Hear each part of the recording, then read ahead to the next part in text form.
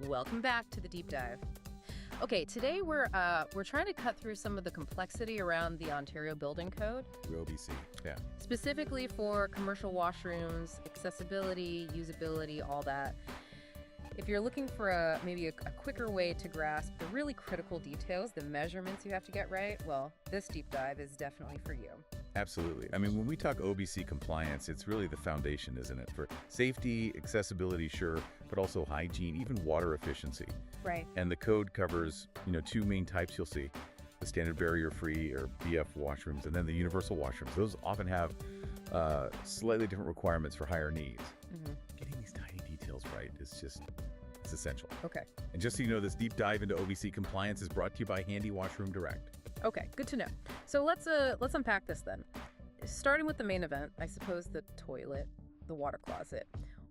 What are those absolute non-negotiable physical details, the things that make it truly accessible and usable day to day? We hear about millimeters all the time. Yeah, and they matter. First off, seat height is one of the first things someone interacts with. Makes sense. So in compliant washrooms, that seat height, it absolutely must be between 430 millimeters and 485 millimeters from the finished floor. That specific. Wow. That precise range. It's there to help prevent difficult or even painful transfers and make sure it's actually useful. Okay, so that's the physical dimension. What about actually using it, like the flush? Just as critical, the controls. The OBC is very clear. Flush mechanisms need to be operable with, minimal effort. Minimal effort. How minimal? They actually specify it, not exceeding 22.2 newtons of force. Okay, 22.2 newtons. What does that feel like? Think about pressing a standard elevator button. It's roughly that kind of force. It's really about ensuring someone can use it independently. Right, independence. And that force limit ties right into safety. Speaking of safety, we obviously have to talk grab bars. These seem like the real structural backbone here. They really are, and they need to be incredibly sturdy, rock solid. That's sturdy. What's the requirement? Okay, so the code says they have to withstand a load, either vertical or horizontal, of at least 1.3 kilonewtons. 1.3 kilonewtons, that sounds like a lot. It is. It's over 290 pounds of force. And there are physical specs, too.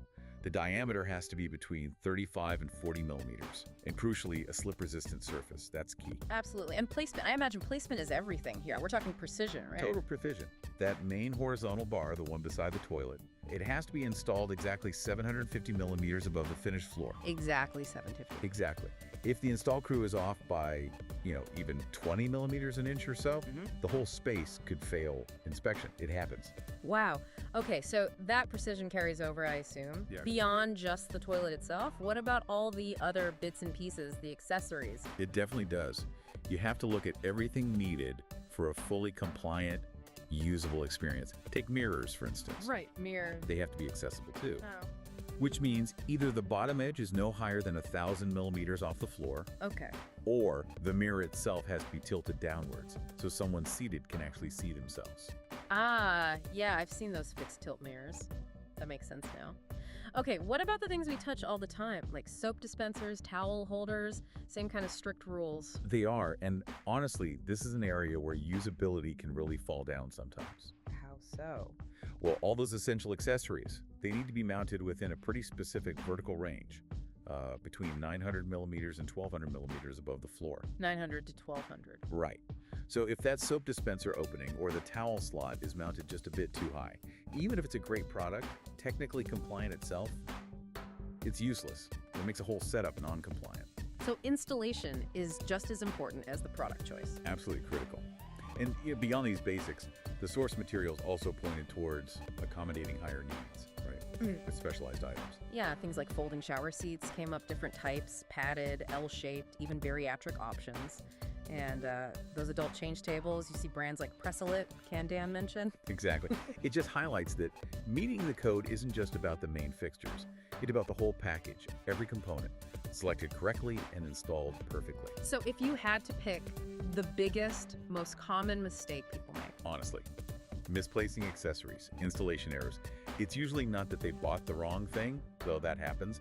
More often it's, the grab bar is perfect, top quality, OBC compliant. But it gets installed 50 millimeters too high or too low. And like we said, this happens all the time on job sites. That one small error makes the whole accessible washroom potentially unusable and non-compliant. It's a really costly mistake, all down to calibration. So pulling this all together, what does it really mean for anyone managing or designing these spaces? It sounds like the difference between a washroom that actually works for everyone and one that fails code often boils down to just millimeters and newtons. Tiny details. That's it, exactly. This level of detail, it might seem excessive, but it's absolutely necessary. Compliance isn't just a box to tick. It's about genuinely ensuring independent access for everyone who needs to use that facility. Right. It has to be functional, not just present. So if you're listening and you need to explore options, maybe upgrade or ensure you're meeting or even exceeding these requirements, you can check out handywashroom.com for OBC products. Good resource. Definitely.